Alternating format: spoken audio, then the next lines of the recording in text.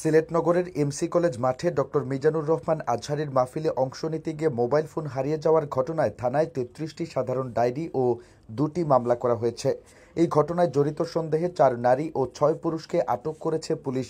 শনিবার রাতে আঞ্জুমানে খেদমতে কোরআন সিলেট আয়োজিত সিলেট এমসি কলেজ মাঠে ৩ দিনব্যাপী তাফসিরুল কোরআন মাহফিল সম্পন্ন হয়েছে।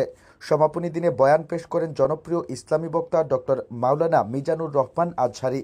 এদিন তার বয়ান শুনতে লাখ লাখ মানুষ এমসি কলেজ মাঠে জড়ো হন।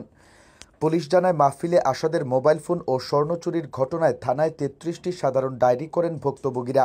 সাধারণ ডায়েরি সূত্র ধরে তাদের আটক করা হয়। আটককৃতদের মধ্যে ৪ নারীকে স্বর্ণ ও ৬ পুরুষকে মোবাইল চুরির ঘটনায় আটক করা হয়েছে।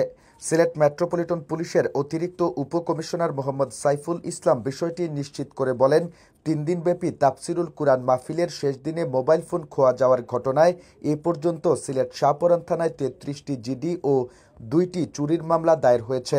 এই ঘটনায় আটক হয়েছেন ১০ জন।